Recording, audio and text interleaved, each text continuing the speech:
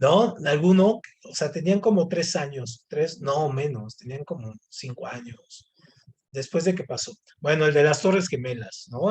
¿Ustedes son de qué año? 2000, eh, Yo soy 5, 2006. Bueno, 2006.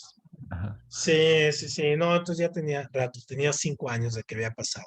Entonces, por ejemplo, la queda de las Torres Gemelas se está marcando como un referente de una nueva marcación de la historia, es decir, una nueva etapa, y así, ¿no? Entonces, bueno, las fechas simplemente sirven para eso, para darnos algún marco, pero los cambios que vamos a ir viendo son marcos que se fueron dando a través de muchísimos años, es decir, a veces hasta de cientos de años, y fueron transitorios lo que vamos a ver, los cambios que se van a ir dando. Entonces, esto es muy importante, sobre todo al momento de ir revisando qué es lo que va a ir pasando con la historia. Entonces, la caída de Constantinopla se marca como el momento fundacional de lo que se va a conocer después como historia moderna. Y entonces, en ese sentido, la historia moderna va a ser todo este rompimiento con la época medieval. Y cuando pensamos en medieval, pensamos en monasterios religiosos, pensamos en las cruzadas, pensamos en monjes, pensamos en estos torneos a caballo, espadas y todo ello. Pues sí, tuvo que ver mucho todo eso, ¿no? Básicamente, la época medieval son 1000 años, entonces esos 1000 años pasaron muchísimas cosas en Europa y cambió prácticamente todo el mapa de Europa. Surgió una nueva religión que es el Islam, aparte del cristianismo ya vamos a tener el Islam. Roma se dividió en dos ciudades, en Roma y en Constantinopla, y surgieron nuevas formas de gobernar, como era el feudalismo, más adelante lo vamos a ver, pero también van a surgir los papas como grandes rivales, en fin, ¿no? Y van a surgir las ciudades burgos, en fin. Entonces, esta fecha, no olvídense del número del 29 del 43, sino más bien del evento. Esta caída de Constantinopla marca el inicio fundamental del movimiento o la etapa que se conoce como la modernidad. Entonces, eso es muy importante. Eso a veces llega a ser pregunta de examen. O sea, ¿qué evento, con cuál evento comienza la modernidad? Entonces, la modernidad, en este sentido, nosotros la vamos a ir viendo, por ejemplo, como aquí en el mapa, ¿no? Que tenemos, va a suceder lo siguiente. ¿Por qué es importante esa fecha? ¿Por qué es importante que haya caído Constantinopla? Pues por lo siguiente, porque si se fijan aquí, nosotros aquí en el mapa, nosotros nos vamos a dar cuenta que todo Constantinopla está aquí, ¿no? En este punto. Es que aquí no me deja pintar aquí. Está en este punto. Y entonces, no, perdón, está acá, estoy haciéndolo. Aquí está, en este punto, este es Constantinopla. Y entonces, obviamente, ahí en esta parte, pues sí, no había prácticamente, no había, en este punto, no había pues, una estructura militar o fuerte que defendiera a toda la ciudad. Entonces, déjenme borrarle aquí esto para no confundirnos. Y bueno, Profe, dime. ¿sí lo está presentando?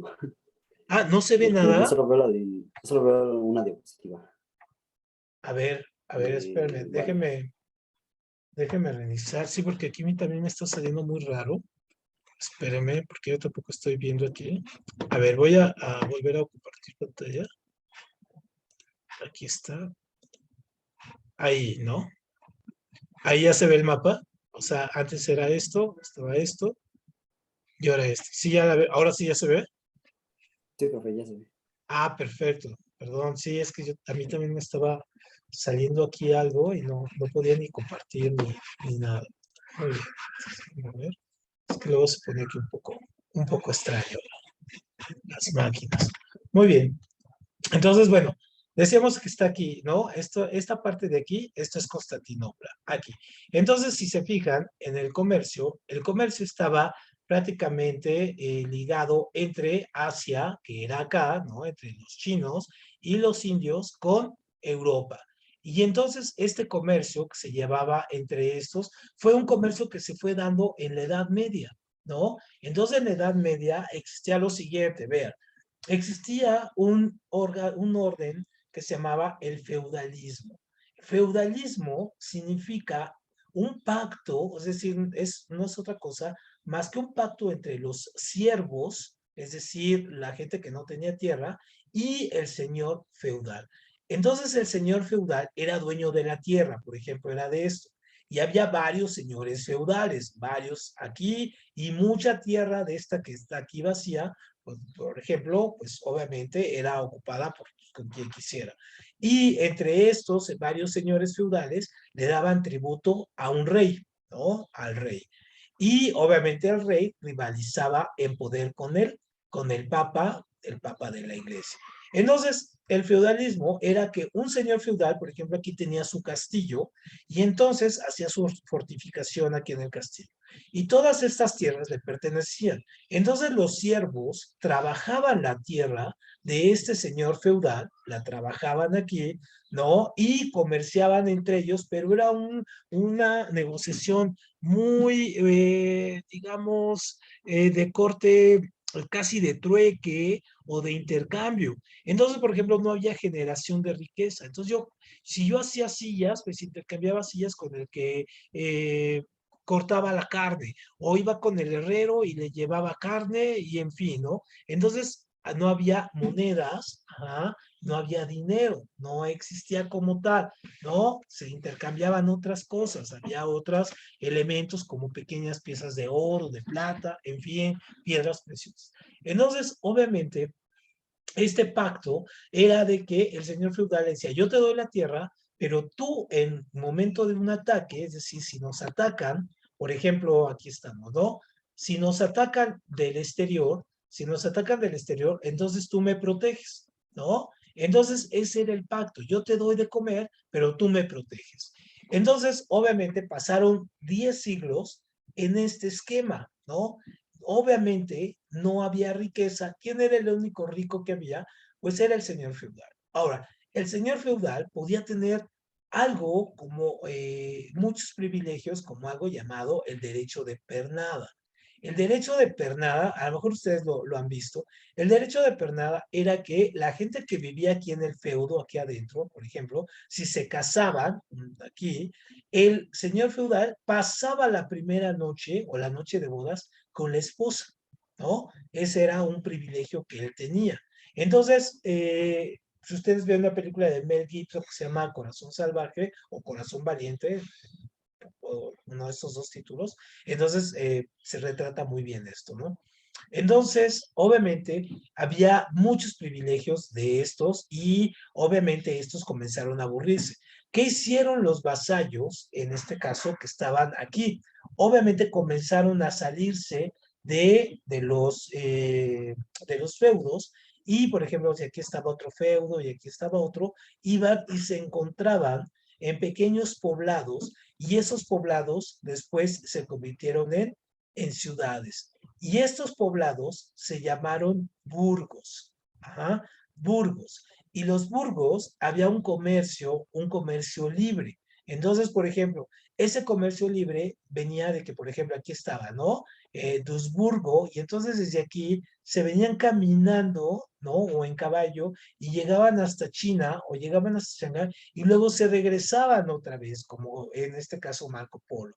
O los que eran más afortunados, venían en Shanghái, pero venían en barco, se venían por acá, pasaban aquí por el canal de Suez, esta parte, la pasaban por aquí, y llegaban y hacían toda esta vuelta. Es decir, esta ruta que vemos aquí, estas dos rutas, son, por un lado se llama Ruta de la Seda, que era muy apreciada, la seda, pues son unos huevecillos de gusano, entonces pues, se tenían que traer desde China para venderlos en Europa, pero también esta ruta es la ruta de las especias, es decir, todo esto como el ajo, la canela, el tomillo, ¿no?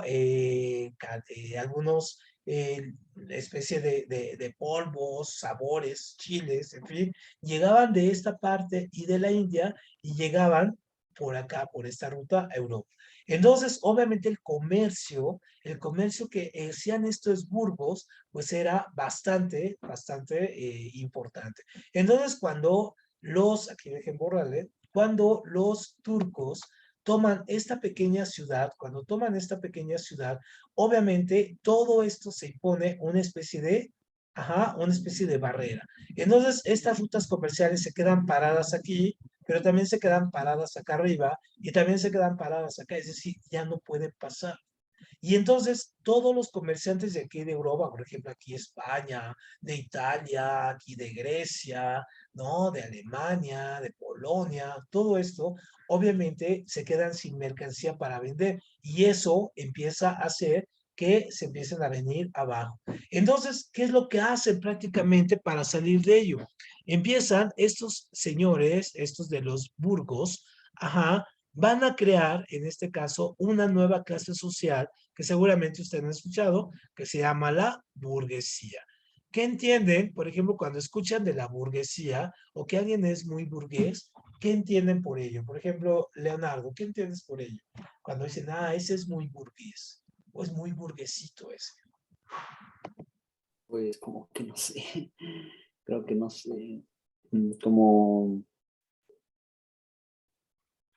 yo creo que sería como, a mí me suena la palabra como de, ¿cómo decirlo? No, no sé cómo decirlo. Así, a ver, Rubén, ¿tú qué pensarías de alguien que te diga, ese es muy burgués? A ver, burgués pues me suena como vulgar, pero obviamente supongo que no tiene que ver.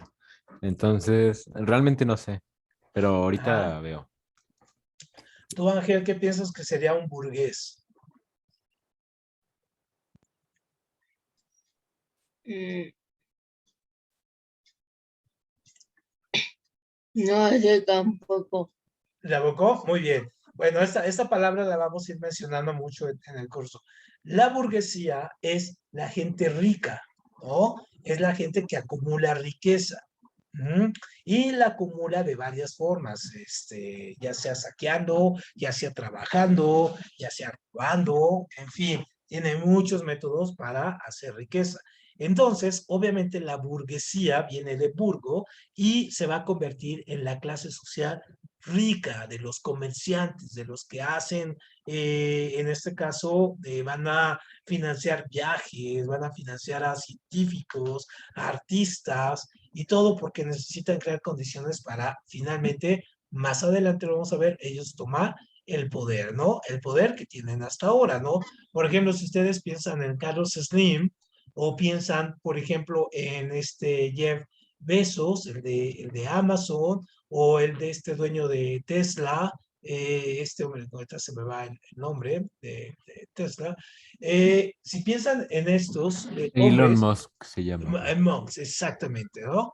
Aquí, si piensan en estos, son obviamente megaburgueses, ¿no? Entonces, ¿por qué? Pues porque son comerciantes, han generado riqueza y son parte de la burguesía, ¿no? En este caso, que controla la economía del mundo hasta esta época, ¿no? Hasta la fecha.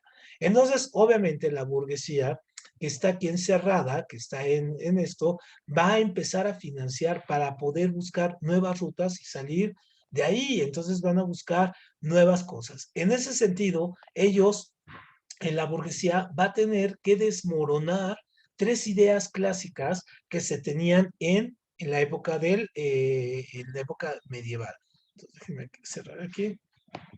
En la época medieval, ¿cuáles eran las ideas que se tenían en la época medieval? Se tenían básicamente tres ideas. Por un lado, se tenía la idea de que Dios, era el centro del universo, ¿no? Aquí está, es un GIF, ahí representa a Dios enojado aquí con la Torre de Babel, ¿no? Y si saben esta historia bíblica, pues destruye la Torre de Babel, porque la Torre de Babel pretendía llegar al cielo y conquistar a Dios, ¿no? Entonces aquí, en este caso, esta imagen de Dios la destruye, ¿no? Aquí en la Torre de Babel.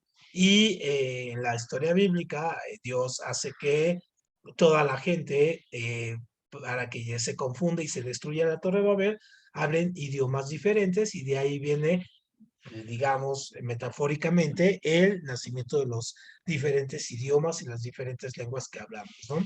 Entonces, bueno, se debe de destruir esa idea, la idea de que Dios es el centro de las cosas y que surja otra idea de que el hombre es el centro de todas las cosas. Y entonces va a surgir esta nueva forma de ver el mundo que se llama, en este caso, humanismo. Y el humanismo es esta situación de yo, el hombre, ¿no? Puedo hacer cosas, sí, ahí está Dios, pero yo en conjunto puedo hacer más por mí, ¿no? Entonces necesitan destruir la idea de Dios como el dador de todos. Otra idea que también tienen que destruir, muy importante, es el asunto de esta, ¿no?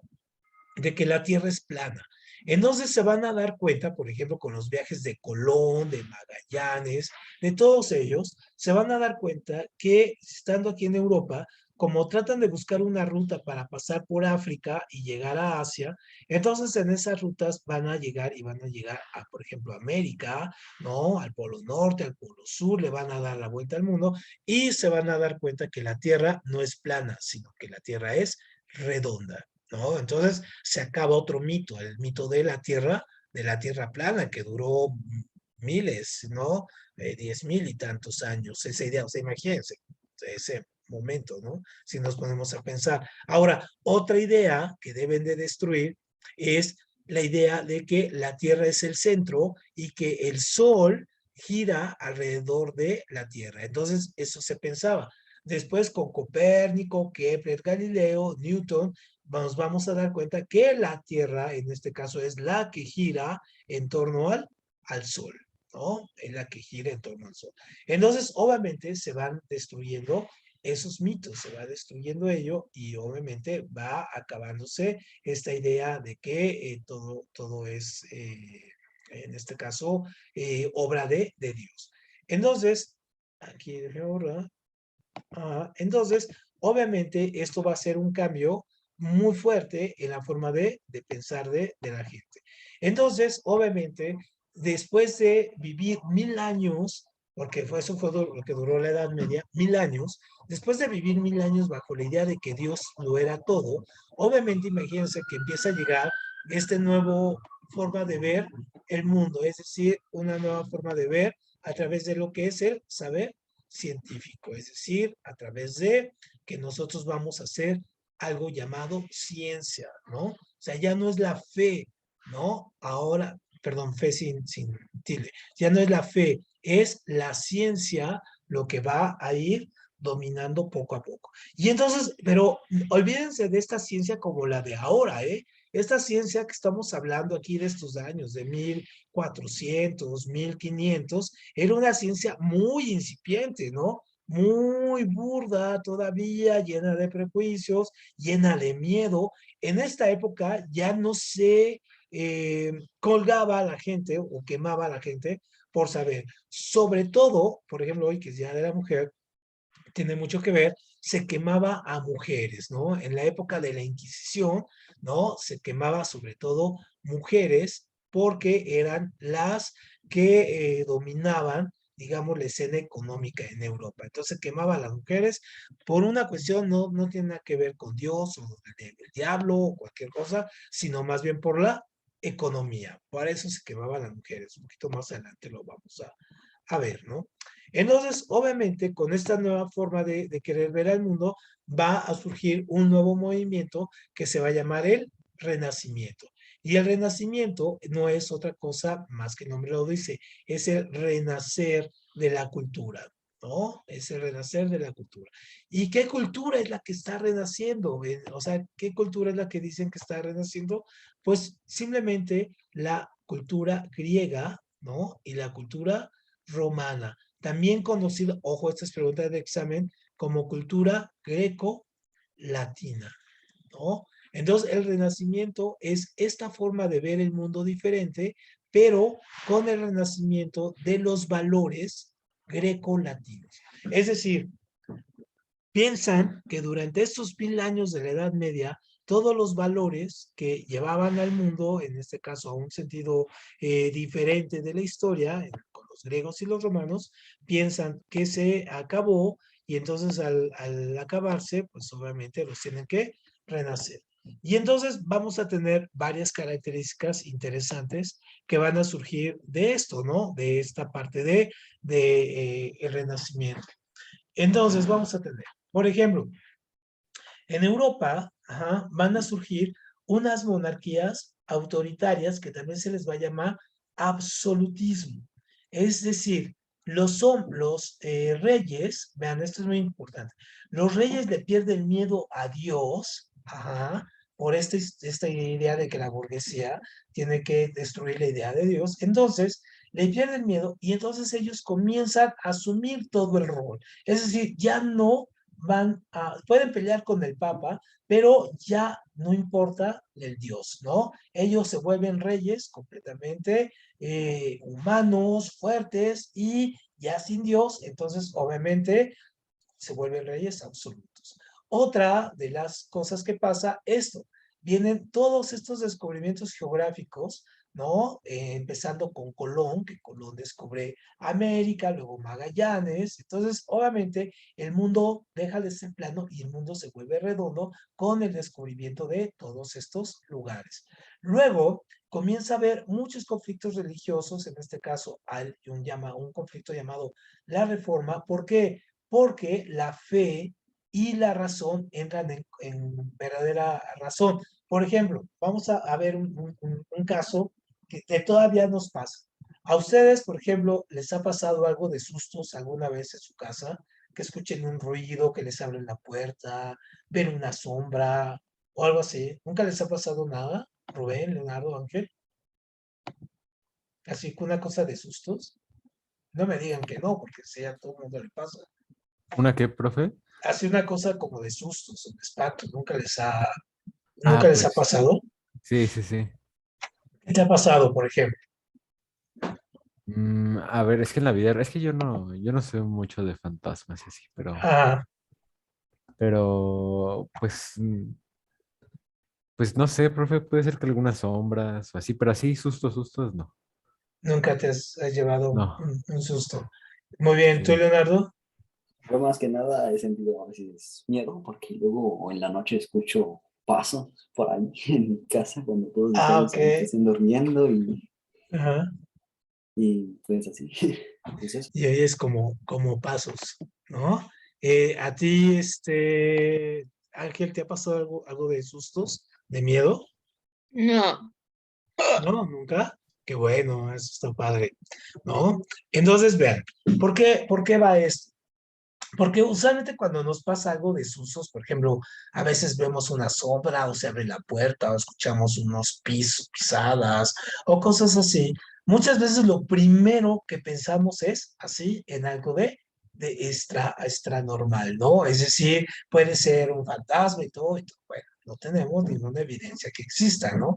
Pero cuando usamos la razón, nos damos cuenta que a lo mejor estaba abierta la puerta, que fue el viento, que fue un choque electromagnético, cualquier cosa, los sonidos se quedan grabados. Por ejemplo, si ustedes ponen una grabadora o ponen su celular, por ejemplo, en un lugar que esté, por ejemplo, si hay una fiesta, y 2, 3 días después ponen su teléfono a grabar, ahí en completo silencio, y luego lo ponen en una onda, en una frecuencia de onda, se quedan muchos sonidos de que se queda rebotada la onda. No es nada de miedo, simplemente hay ondas que se quedan ahí grabadas en las paredes y van a estar rebotando. Y a veces hay gente más sensible y las escucha.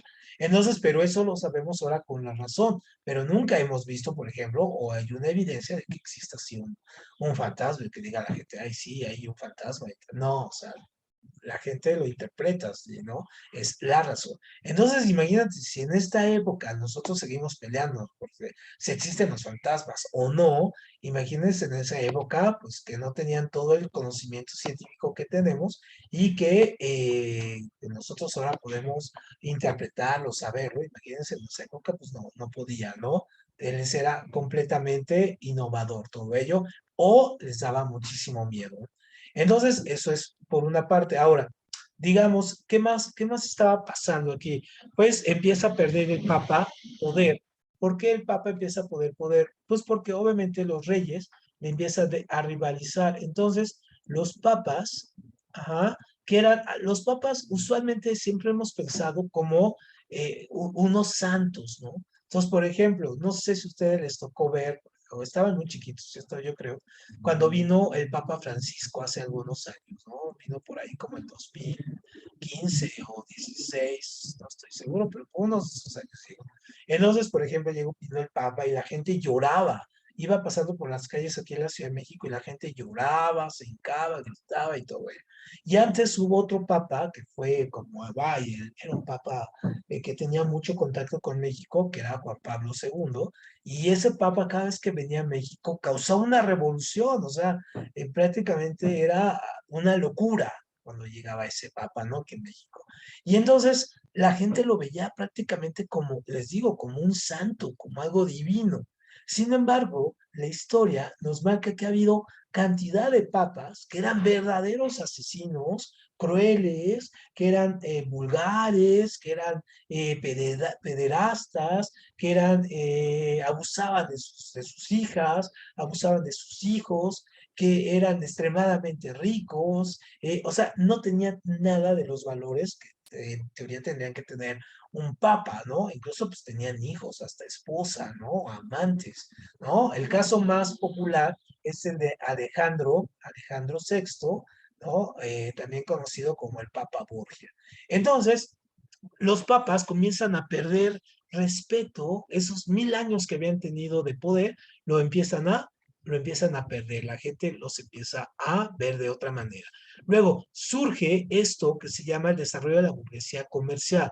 Veíamos que la burguesía es estos comerciantes que empiezan a pagarle, ojo, a artistas y a científicos para generar conocimiento, porque se dan cuenta, vean si no, los burgueses se dan cuenta que sin conocimiento no puede haber desarrollo, ¿no? Si no cambian las cosas, si no hay conocimiento nuevo, por ejemplo, no puede desarrollarse nuevas ideas.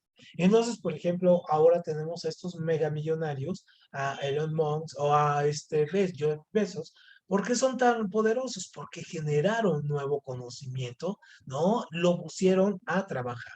Entonces, obviamente, estos le tienen que pagar y esto se llama mecenazgo.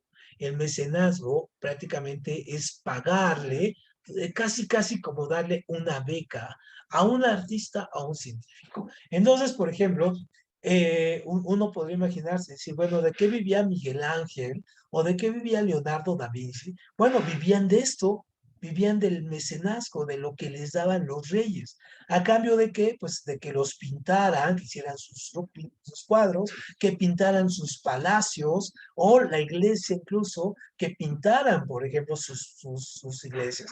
Entonces, por ejemplo, imagínense lo que ganó Miguel Ángel, ¿no? Por pintar la Capilla Sistina, ¿no? Que está en el techo. O sea, ganó una barbaridad por hacer eso. Pero él no era solamente el pintor, o sea, Miguel Ángel tenía un séquito de como 15, 20 personas, chavos que lo acompañaban y hacían el trabajo, digamos. Él hacía el trazo, él hacía el trabajo más complicado y el demás se los dejaba a sus alumnos. Lo mismo pasaba con Leonardo. Él hacía los trazos iniciales y sus alumnos iban haciendo los trazos, digamos, que eran más trabajosos, pero que no así los más innovadores, ¿no? Entonces, eso era un poco el mecenazgo. Ahora, también tenemos esta cuestión muy interesante de que se empieza a acumular riqueza pero una riqueza acumulada del comercio. Ojo, no es una riqueza acumulada como la iglesia, que la riqueza de la iglesia fue acumulado a través del despojo. Ojo, esto es muy importante del despojo. Es decir, llegaban los curas y le quitaban la tierra a los campesinos o a la gente pobre, se la quitaban porque si no decían que Dios los iba a castigar, ¿no? Entonces, obviamente, estos iban cediendo su tierra o muchos de la gente que no tenía ni para vivir, ¿no? Le daba la tierra a cambio de unos cuantos monedas de oro a los de la iglesia que tenían mucho oro y se las daban. Entonces, obviamente, ellos generan riqueza, pero no, ojo, generan riqueza, pero no generan desarrollo. que esto va a ser muy, muy importante, no son dos cosas diferentes. Entonces, obviamente, se hace. Ahora, si tú tienes mucho oro o mucha riqueza, ¿qué es lo que haces? Pues obviamente la acumulas, pero no puedes poner tu oro, tu dinero, tu riqueza, no lo puedes poner abajo de la cama, ¿no? Te lo roban. Entonces, ¿qué haces? Inventas la banca. Entonces, los bancos, por ejemplo, un banco es así.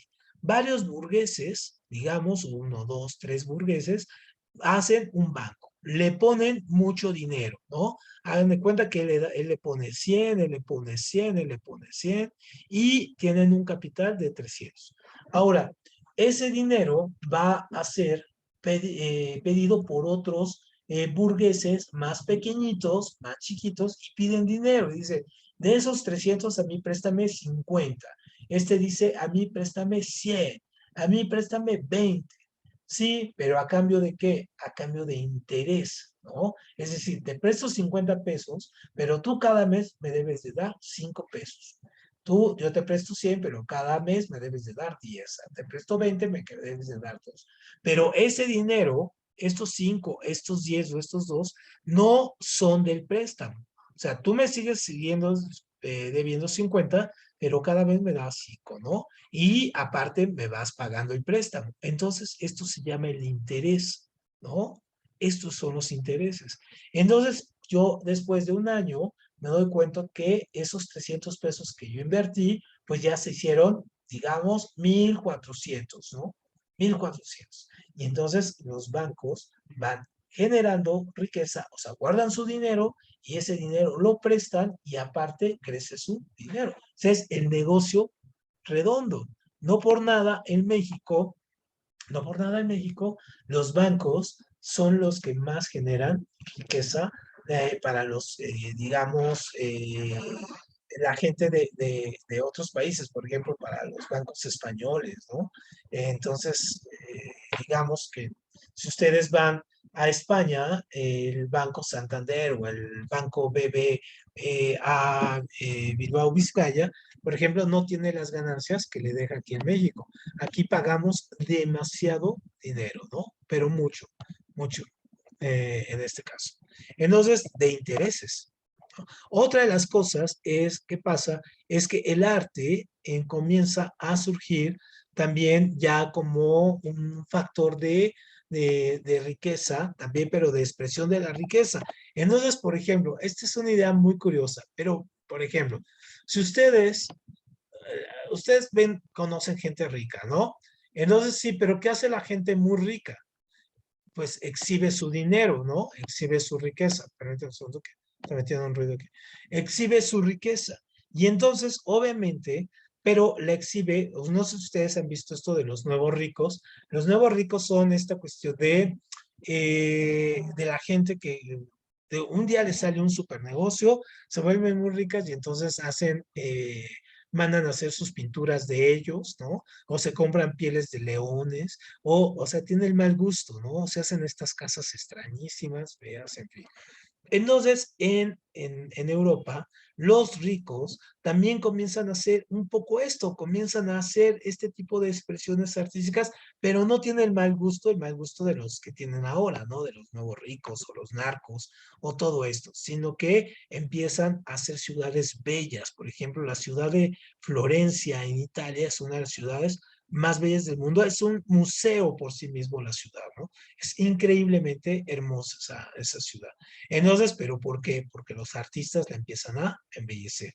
Entonces, también está esta cuestión de lo que decíamos del rescate de los valores grecolatinos, ¿no? Y hay un nuevo orden, la gente comienza a leer, hay una alfabetización, el antropocentrismo, esta cuestión del humanismo que decimos, y finalmente esta nueva forma de ver al mundo. Entonces, ojo con esta palabra del humanismo, porque esta siempre se las preguntan en su examen, ¿no? Siempre hay una pregunta sobre qué es el humanismo. Este es muy, muy, muy importante. Entonces, ténganla ahí siempre en cuenta. Perfecto, muy bien. ¿Hasta aquí alguna duda con esto? Todo bien. ¿Harán bien con eso? Perfecto. Muy bien. Entonces, ahora, en este caso, ¿qué es lo que se desarrolló a partir de esto? A partir de estas ideas, por ejemplo, surgió nuevas formas de arte y estos artistas empezaron a rivalizar entre sí. Entonces, por ejemplo, el arte renacentista es muy importante porque el arte renacentista hasta la fecha, ¿no? Es un arte que marca un antes y un después. Entonces, por ejemplo, este GIF de aquí, pues es el David, ¿no? ¿Y qué es el David? Pues el David, bueno, aquí trae un iPhone, que no es cierto, ni tiene estos lentes, ni todo eso, pero trae esta onda, que es una historia bíblica de la historia de David y Goliat, ¿no? De la pelea entre estos dos, que David era el pequeño, Goliat era el gigante, y David, con esta onda que tiene aquí, le da un golpe, ¿no? Y le saca los ojos, y entonces cae muerto Goliat, y David, que después va a volver el rey. Ese rey que ustedes escuchan en las mañanitas, ¿no? Es decir, cuando canta, estas son las mañanitas, cantaba el rey David, es este David. Ajá, es este, ¿no? Este David. Entonces, esta obra, por ejemplo, es de Miguel Ángel, ¿no? Y está ahí en Italia, esta obra. Pero, ¿cuál es la obra así como clásica? Bueno, vamos a ver. Déjenme. Aquí. Déjenme avanzar. Espérame. Aquí, ¿no? La Mona Lisa. Entonces, la Mona Lisa es un cuadro muy importante. Digamos que es el máximo y referente de lo que es el arte del Renacimiento. ¿Quién ubica este cuadro? ¿Sí lo conocían o es la primera vez que lo están checando este cuadro? No, sí lo conocía. Sí, es Yo muy también lo famoso, conocí. ¿no? Sí, es un cuadro muy famoso, o sea, desde niño los vamos viendo y entonces sabemos que es un cuadro muy famoso. Ahora bien, ¿qué es lo que más llama la atención de este cuadro? ¿Por qué es tan importante este cuadro? ¿Alguien sabe? Mm, Según yo, o bueno, Ajá, tú, Rubén. Bueno, tú. este, los dos vienen. bueno, tú primero, Rubén. Bueno, pues es que no sé qué tiene su historia detrás, pero según yo es como curioso si es que está, como que su rostro es curioso, de que si está feliz o triste o así, ¿sabes? Sí, sí, un poco ahí. Y a ver, Leonardo, ¿cuál era la tuya? Es que si te das cuenta en los ojos, si te das cuenta, siempre está mirando, siempre te está mirando. O eso es lo que Es me dijeron. como si siguiera, ¿no? Sí, Exactamente. Sí, es un poco ahí. Vean, aquí tiene mucho la cuestión de esto, ¿no? El cuadro, en realidad, este cuadro, esta mujer sí existe. Esta se llama, en este caso, Mona Lisa. Ajá, la Mona Lisa de Giocondo. Entonces, era un vendedor de flores, Giocondo, ¿no? Entonces, su esposa es la modelo. Ahora, es un cuadro innovador porque el cuadro se vuelve, en este caso, tridimensional y tiene perspectiva. Entonces, obviamente, el paisaje, una parte del paisaje, por ejemplo, este es un paisaje imaginario, pero este de acá atrás es un paisaje que sí existe. También el contorno de las manos tiene uno, dos, tres puntos de luz, ¿no? El cuadro está en perfecta sincronía, es un triángulo. Si se fijan aquí, déjenme quitar esta barra de que tiene esta cuestión, aquí, tiene la cuestión de la luz. Entonces, obviamente, el cuadro va a ser bastante llamativo, pero tiene algo que es lo que prácticamente hace que el cuadro sea muy importante, que es la sonrisa, ¿no? Entonces, este cuadro, siempre la gente piensa, ¿por qué se está riendo la Mona Lisa, no? ¿Qué es lo que hace que veamos que se ríe? Pues la risa prácticamente es el enigma, ¿no? El enigma. Entonces, el enigma femenino está representado en este cuadro. Entonces, por ejemplo, hoy otra vez, ¿no? Que es el Día de las Mujeres. Entonces, este cuadro es muy representativo de ello porque es como decir, pues sí, las mujeres son indescifrables, ¿no? Es decir, no se pueden descifrar y es lo que, en este caso, la sonrisa, porque no sabemos de qué se ríe, ¿no? Es el mensaje mismo del cuadro. Entonces, es súper interesante. Ahora, el cuadro está pintado con una técnica que se llama, ¿no? La proporción áurea. ¿Cómo es la proporción áurea? Vean, aquí, ¿no? Tenemos esta cuestión. Vean aquí. A ver, déjenme ver por qué no agarra. Aquí, ¿no? Entonces, si se fijan, la proporción áurea significa que todo el cuadro está pintado a través de esto, es decir, es una proporción que va creciendo, pero se mantiene estable. La proporción es de 1.618. Y entonces, en teoría, todo el cuerpo humano está en esa proporción. Del dedo al brazo está en 1.68. La gente que tiene la proporción áurea en su rostro es la gente que es más atractiva, por ejemplo, ¿no? La gente que tiene más proporcionada la parte, por ejemplo, sus dedos, sus rodillas con el resto del cuerpo y tiene proporción áurea y tiene una mejor, bueno, se vuelve muchísimo más atractiva también a la vista. Los árboles, muchos de los elementos son o están más bien en proporción áurea. Entonces, vean aquí, borrarle aquí, perdón. Vean cómo va creciendo, la proporción áurea está en todas partes. Está en el rostro, está desde sus ángulos, saliendo de la nariz, está en la forma de sus manos. En todas partes está la proporción áurea. Entonces, esta es una innovación, en este caso en la técnica pictórica. Entonces, por eso este cuadro es tan perfecto y por eso es tan atrayente, por la técnica que se utiliza, ¿no? Es muy, muy, muy interesante. Ahora, el cuadro otro cuadro que fue muy importante, ¿no? Es este. En realidad este no es un cuadro, más bien este es un pequeño trazo, un dibujo que hace Leonardo da Vinci, se llama El hombre del Vitruvio. Bueno, este es un GIF, pero es el hombre del Vitruvio donde lo que se muestra son las proporciones que trata de buscar Leonardo da Vinci acerca del cuerpo. Por ejemplo, aquí, ¿no? Entonces, no nada más lo va a trazar, sino más bien él trata de buscar cómo el cuerpo está en proporción, ¿no? Aquí hace sus cálculos, llega a sacar una fórmula, ¿no? La proporción áurea con el pi, ¿no? Sobre otra vez la proporción áurea, aquí está los cálculos que se hace acerca del cuerpo. Todo esto simbolito es la proporción áurea, todo esto, ¿no?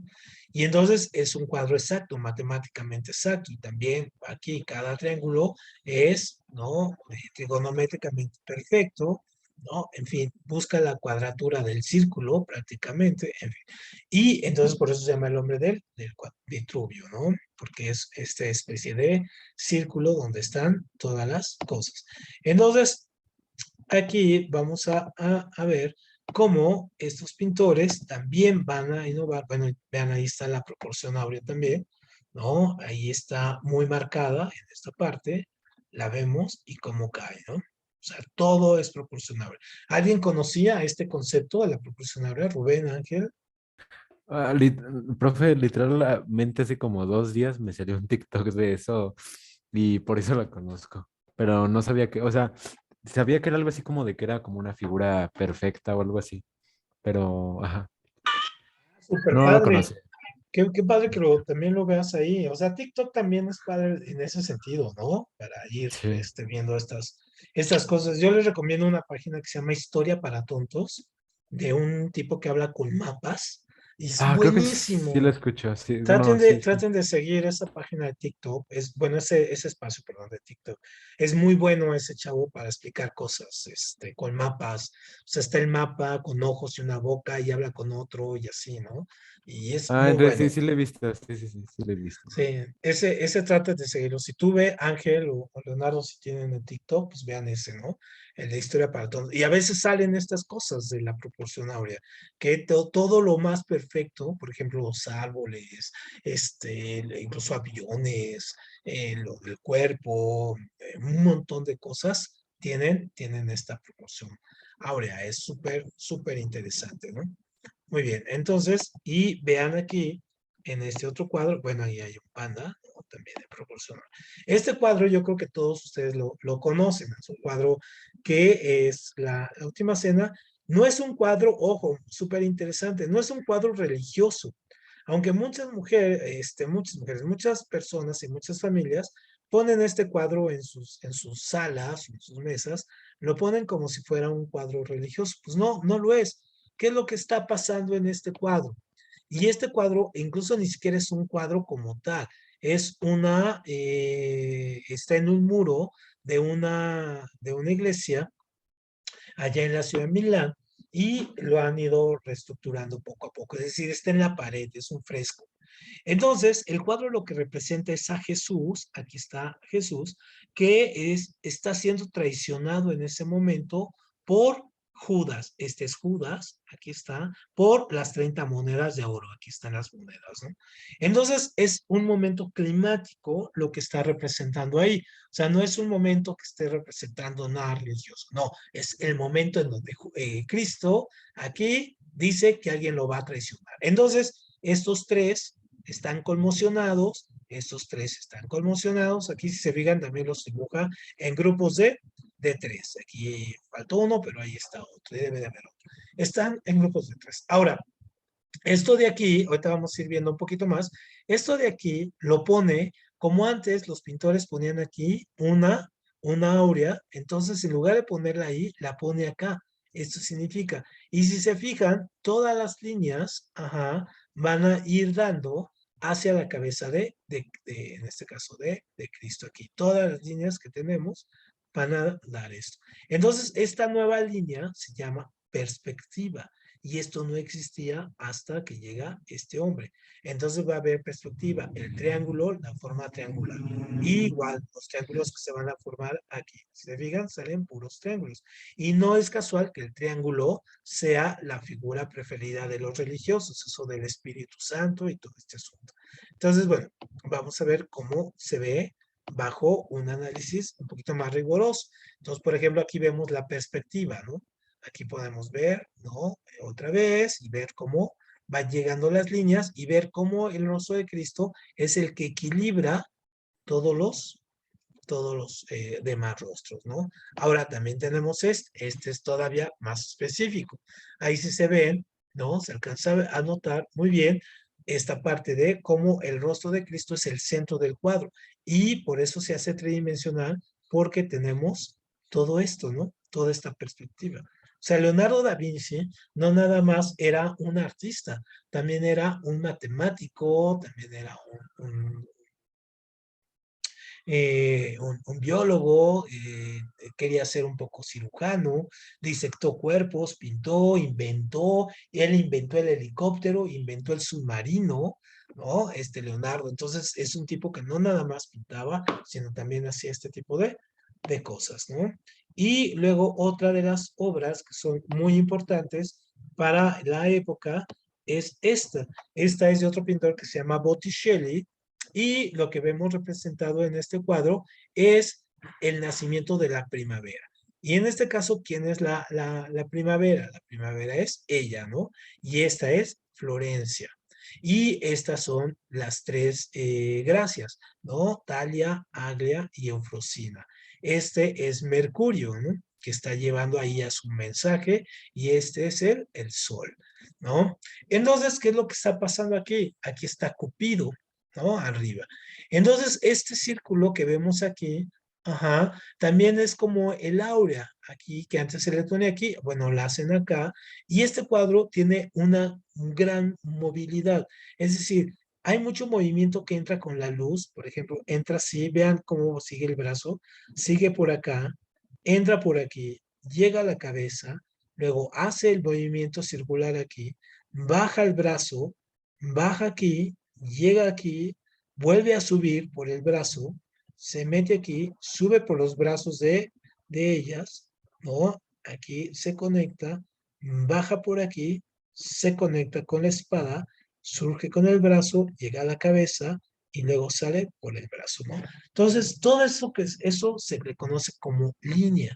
Y entonces esa línea es la que le da movimiento al cuadro y obviamente hace que el cuadro sea muy impactante cuando uno lo ve de frente, es un cuadro grande y entonces es muy, muy, muy, muy impactante, ¿no? Verlo, cómo el cuadro tiene mucho movimiento. Y otro cuadro, y ya con este nos vamos a quedar, este es escultura muy famosa. Esta se llama, en este caso, la Sagrada Familia, ¿no? Y entonces, ¿qué es el momento? Es el momento cuando bajan a Cristo de la cruz, y aquí está, y esta es la Virgen María. Es la piedad, perdón, se llama la piedad, perdón, ¿eh? Se llama la piedad. Entonces, bajan a Cristo acá y aquí en la María. Entonces, esta es una cultura de mármol, de escultura de mármol. Entonces, imagínense hacer todos estos detallitos, los brazos, aquí la tela, todo esto es piedra. O sea, uno no se puede imaginar el trabajo y el portento de mente que tuvo que tener para hacer esto.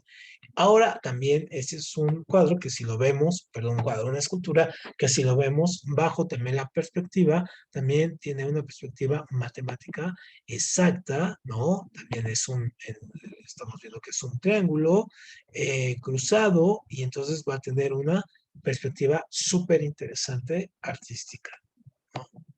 Muy bien, bueno, pues con esto nos vamos a quedar hoy con los cuadros, con estos cuadros y nos vemos el jueves para seguir con esta, y vamos a empezar con química, vamos a empezar con química ya, empezar con otras áreas, ¿sale?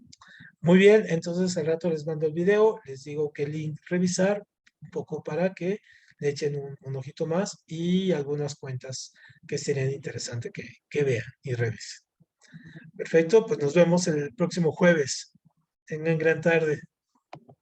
Bye, profesor, estuvo muy interesante. Las otras ojalá se pongan todavía más interesantes. Sí. Tengan buena Bye, tarde. Adiós. Que les bye, vaya muy profe. bien. Bye bye.